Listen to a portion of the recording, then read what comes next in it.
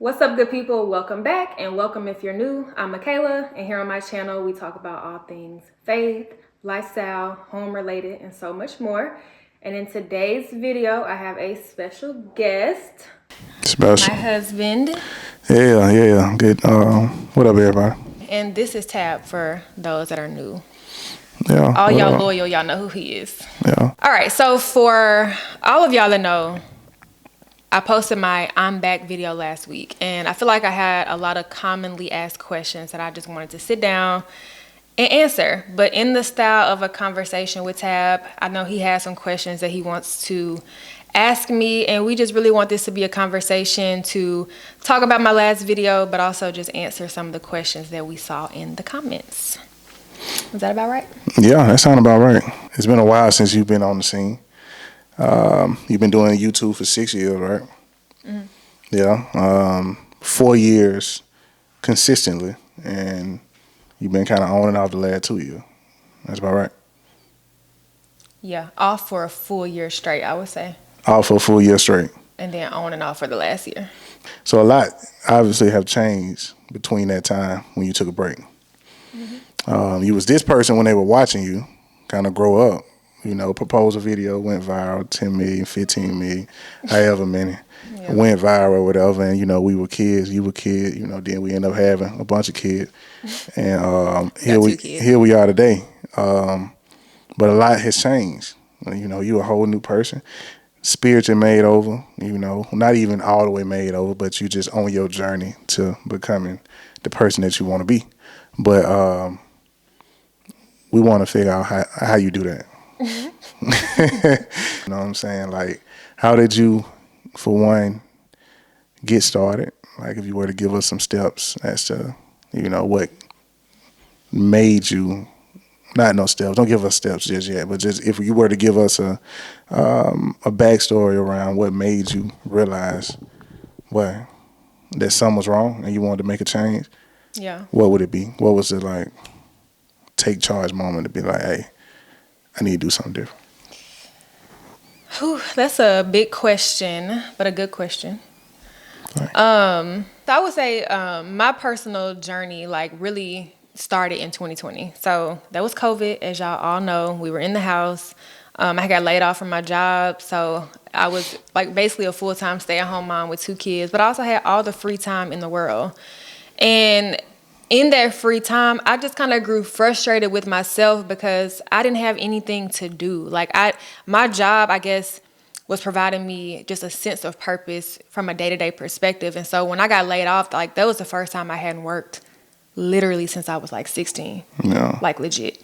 Yeah. So just like being laid off from work, that put me in a weird space. It put me in a space of like, well, dang, if I'm not going to work, then what am I going to do outside of being a wife and a mom? Like that's very important to me as well. But like, what's my purpose? What am I here for? So yeah, it was just really frustrating to me personally. And I think that even leading up to that, I had just become fed up with myself. Like I had become fed up with like my negative attitude, you know, things that Tab asked of me in our relationship, which were like literally simple human functions. Regular stuff. Have a good attitude, be positive, show some affection. You know what I'm saying? Like I had just got to the point where I was just like sick of myself.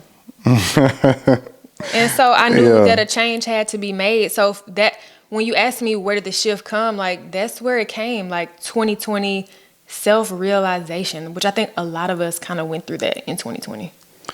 All right, so you know, in 2020, pandemic hit, and you got sick of yourself, basically. Sick of it. So you were looking in the mirror. You hold the mirror up. You're like, all right, I'm sick of myself. I don't like who I am as a person. Not all of who I am, but it's some things about me as a person that I don't like. And you said, okay, I want to change. Did you say I want to change, or what make you even think that change was an option? Okay, so I was just about to say, let me backtrack a little bit more because I left something critical out. So, like I said, I was already feeling all of that, right? Okay, cool. So, but also, for whatever reason, Tab may remember, but we were sitting on the couch. And me and Tab always have like really good conversations, like all the time. But we were sitting on the couch after we got the kids to bed. And I just remember you asking me like, what are you passionate about? And I was like, y'all, like my family? And he was like, no, like, what are you really passionate about? What do you enjoy doing? And I was like, see, and when he said that, I already had been feeling all those things, but when someone confronts you with yourself, it's like, man. And so like after he said that, that was like just another confirmation. Like, girl, it's time for you to get up and figure it out. I would say that. Yeah. I remember that. I remember that conversation vividly. Yeah. And if you know me, then you know that's the question that I ask Yeah, a lot. Like, you know why? what I'm saying? I'm like, bro, like we're gonna have to get it out you. You know what I'm saying? Like I believe that we're all here, you know, to make a difference. And, you know, God put something in all of us that we need to bring out and show the world. So, you know, my goal would be, you know, whoever I meet, just to try to get it out of them. And, you know, with you being my wife, of course, Right. it got to get at you. Right. You know what I'm saying? But I think also to add to that story, I remember that one, but I think beforehand, it was me and you had got into a discussion. A little argument. A heated debacle. Not debacle. I wouldn't say it was heated, but we both competitive. Yeah, very. And, you know, I don't know what would make you say that, but you said that you were smarter than me. Because I probably felt that way. Hey, so yeah, I'm like, what would make you say that? You know, you may have been smarter than me in college, but you haven't done anything since you graduated out of college, you know, after college, to still have the throne. Or to make myself or to make yourself, smarter. to make yourself smarter, to make yourself feel like you smarter than me. So, you know, I was offended. I was like, so what you done? What you do? And he was offended, and I was standing on what I said. Like, I said what I said. I'm smarter than you. Like, the old me, super stubborn. Yeah, she was super. I mean, you couldn't tell me anything. But at that time, I could. I'm like, bro, like you ain't smarter. You're not smarter than me at the moment. And the way you explained it was what made me realize, like, he was right. At that time, I had probably been out of college at least 8 years. So, and from a knowledge learning perspective, I hadn't done anything to take myself from here to there. Yeah. From a self. Yeah. No, you ain't did nothing to add to it. I done upskill myself at work, but that doesn't really matter. Yeah, nah, you ain't doing nothing to add to it. I mean, yeah. And, you know, we all grow. We all ever, you know, evolving day by day. Right. So, I mean, I know what I was putting into myself. You know, you know, on it. Right. And I know you were watching. Watching and scrolling. Watching shows and scrolling. You know what I'm saying? So, like, at this point in time, what else? I ain't got to, you know, beat a dead horse. Yeah. So then. Yeah. So what? All right. After we had that little argument, went back and forth. Not even just an argument. It was just a discussion. You know, I lit a fire in you. Sound like it. Yeah. So sure. what? You know, what came next? What made you be like, all right, I'm finna. I'm about to do something about it. You know. Yeah. And what steps did you take to do something about it? You know, what steps did you take to make the turnaround? Okay, so like I said, I got sick of myself for starters. Yeah. And I knew that I was looking for my purpose. And then when you asked me about my passions, like, I'm like, okay, so now what do I do? And so I've always been a believer in God, but I've never had that real relationship. And so it was just something in me was like, okay, whatever I'm truly passionate about and like what I'm truly here for has to come from the Creator, God.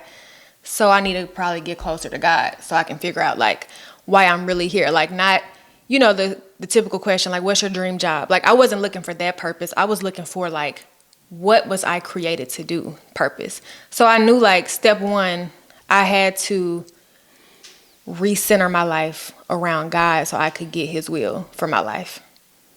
That was like my self one realization. Step two, realization. After one, being sick of myself, holding a mirror up to myself, ready for a change.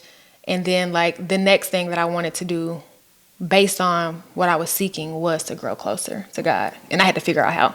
Yeah. And why I wasn't. Because when I hear people say, God said this to me, God told me this, and God said this and God said that, I'm like, so dude, does he talk to you in real life? Like I was kind of jealous, like, well, why he hadn't really been talking to me. Yeah. So I had to figure out why. Why is he not talking to me like he talks to you? So you were jealous. I was a little jealous. I guess. That makes sense. Yeah, I was a little jealous. I mean, I think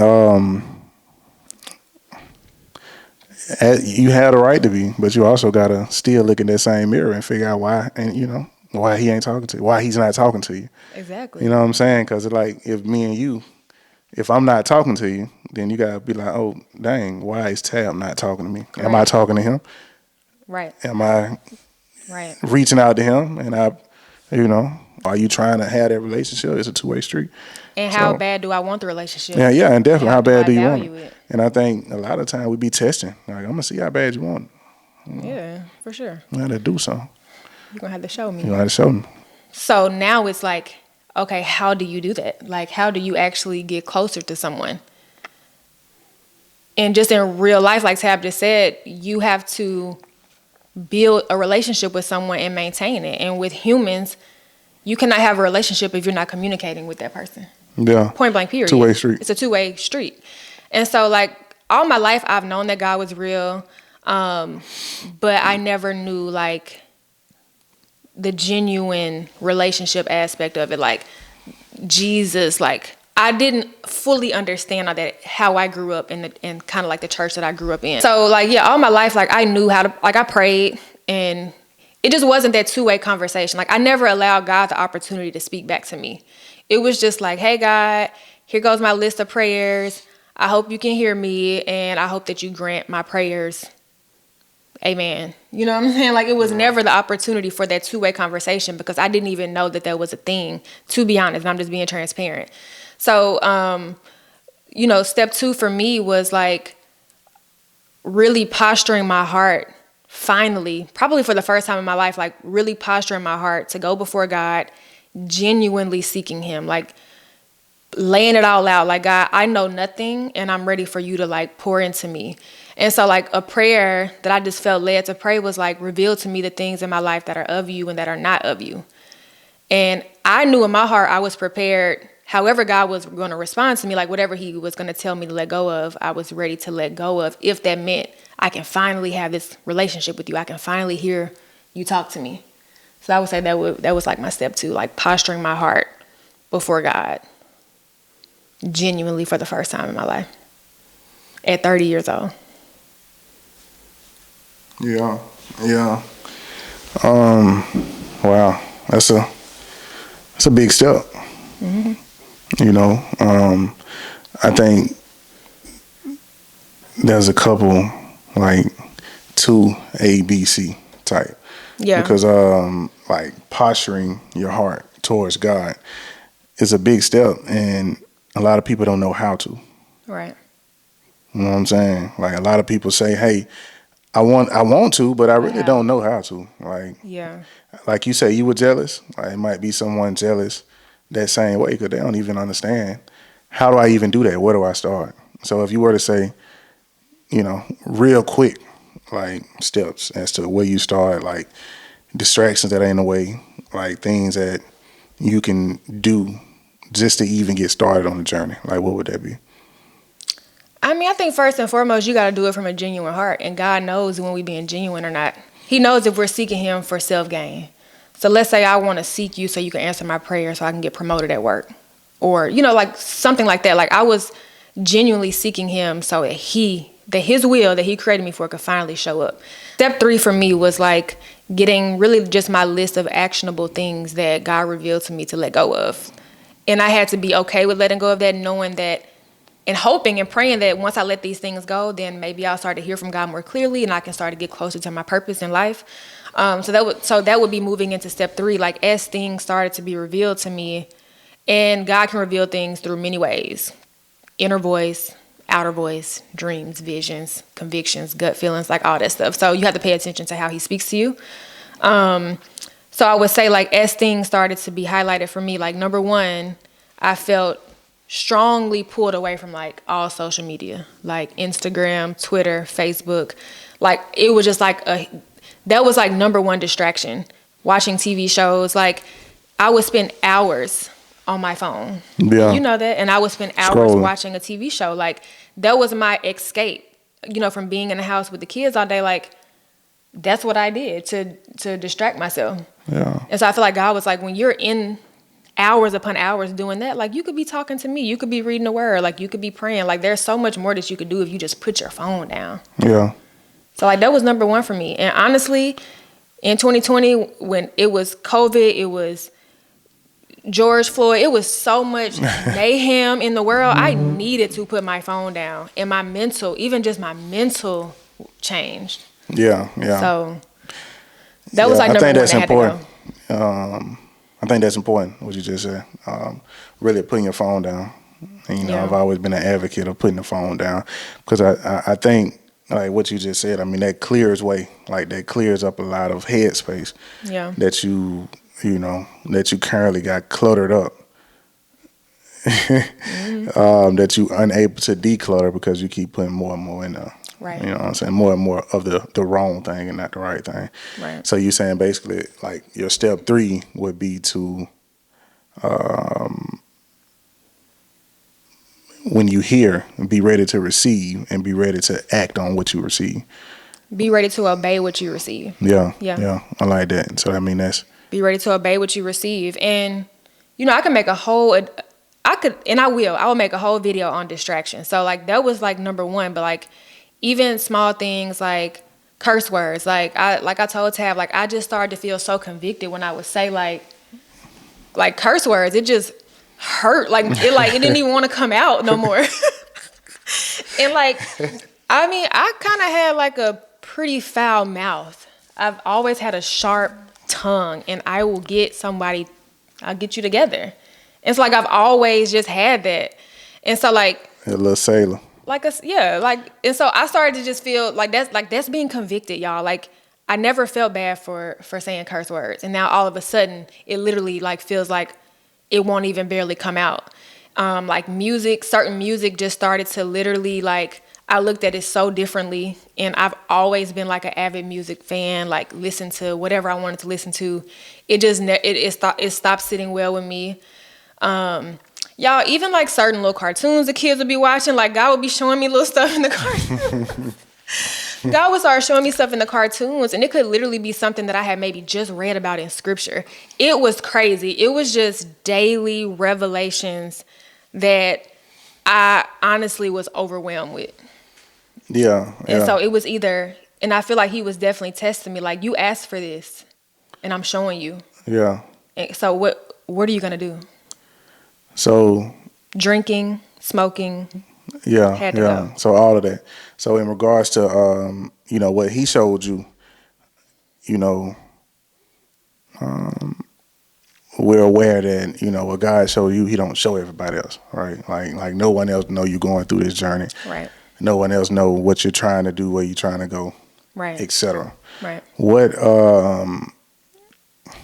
do you feel like you maybe treated people different, or when you would not watch shows or not smoke or whatever, do you feel like you looked at people that did in a certain light? Because they always say, Christians are the most judgmental. Mm-hmm. So on your, Christian journey, were you judgmental of those people, or how did you balance the two, knowing that you're in this space, but you're in a big space where a lot of other people are in a different space, but you don't know what space they're in? Right. Kind of like, okay, like if someone says they want to grow closer to God, but yet, why are you asking me this? I was asking. And I was asking because it's a good question. It's a good question. You just don't know how to answer. I don't know how to answer it. But I'll touch on it because I don't, just to your credit, like you don't curse, but I still curse. But you don't be like, hey, that's a cuss word. You know what I'm saying? Like you ain't trying to push your journey on mine because I've had my own and we'll have my. We two different people. I think you've done a good job at just. Learning yourself, being yourself. And I think, I appreciate that. Yeah. And I'll say two things. I learned that from you, first and foremost. Yeah. Like, Tab was off social media for 2 years before I got off. Tab really didn't drink, and I would drink. You would have a little sip here and there. Yeah. And so, but he never judged me, and I never felt that judgment coming from you. Like, you let me go through my own journey.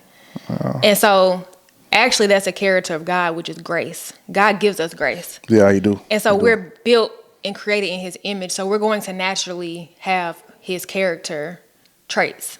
And so I think that was number one. Like, you always had just a good, non-judgmental outlook on life. And so I think that helped me operate in the area of grace, in which we all should. Is it and was it easy? No. Because I think it's easy to look at yourself and be like, well, I stopped doing this, so you should stop doing it too. But like to Tav's point, God is going to convict all of us of different things. But I will stand firm. At different times. At different times. But I do stand firm that there are certain rules and regulations that apply to everyone. Like murder. Yeah, I mean, like, there's rules applied to the entire humanity. You know what I'm saying? Like everyone. Right. So I just don't want to get it twisted that we all have. We don't accept anything. No, I'm saying, like, from a biblical perspective, like, I don't want to get it twisted that because I'm convicted not to get drunk, that it's okay for you to get drunk. You know what I'm saying? If you're a believer, then we know we're not supposed to get drunk. That makes sense. But I'm not going to judge you for it. Yeah. So that was step 3. So that was step 3. All right, and we're going to wrap it up. We're going to wrap it up with step 4. I know we can have this conversation going all day and night, hours. Let's do a part 2. You want to do a part 2? Y'all want us to do a part 2, man? Say part 2 down below. And like it. Like the video so we know. Yeah. Part 4. I mean, step 4. You know, let's wrap it up. Bring us home, you know, for the people that would like to learn about the journey and join one themselves. So I think before I jump into step 4, I want to make it clear I'm still in step 3. Yeah. Okay. Like, okay. Let's be honest. I'm still in step 1, step 2, and step 3. I'm still constantly, daily holding a mirror to myself. Yeah. I cannot sit here and act as though, because of what I overcame in 2020, that I'm not going to continue to face additional things that I need to ever evolve on. So I just want to make that clear. Like, I'm still in step 1. I'm still in step 2 of posturing my heart daily. And I'm still in step 3 of obeying God. Like, that's the bottom line.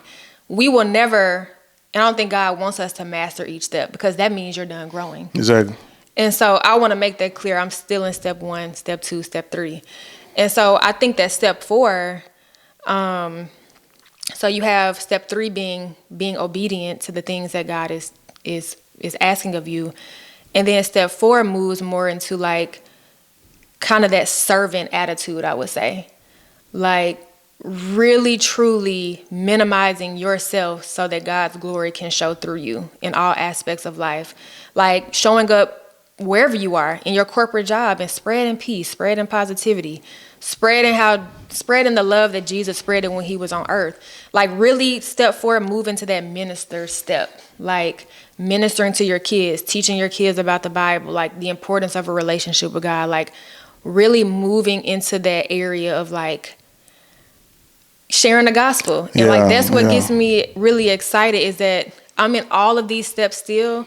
And I think step 4, which could be the final step, is like, what God wants us all to do is to spread the good news and, like, spread the kingdom on earth, bring heaven on earth, bring his kingdom on earth. Yeah. Was it John the Baptist that screamed in the Bible, like, the good news is coming, or something like that? Yeah. Okay, yeah. So I think you're at the top of so you're at the top of the hill being John the Baptist. Literally, I want to just shout. It ain't, you know, and one of the things I really am proud of you for addressing is that you were in all 4, 1, 2, 3, and 4. You know what I'm saying? Because I think no matter what step one would be at today, tomorrow, you know, you can always be bounced back to step 1. You know what I'm saying? Like, you can't be too confident, yourself. You know what I'm saying, too not humble about where you are in life to think that you've mastered a step. You know what I'm saying? And also for the people that have haven't even started the steps, that goes to show, like, nobody perfect. So I mean, like, even if you're in none of the steps, you don't have to come to God dressed clean. You know what I'm saying? No. Like, you ain't gotta come, you know what I'm saying, with the Gucci on. You know what I'm saying? You ain't gotta come looking clean cut. You ain't gotta come. I mean, you can come dusty. You can come any type of way that you come and look different when you at least try. You know what I'm saying? Look different on the other side.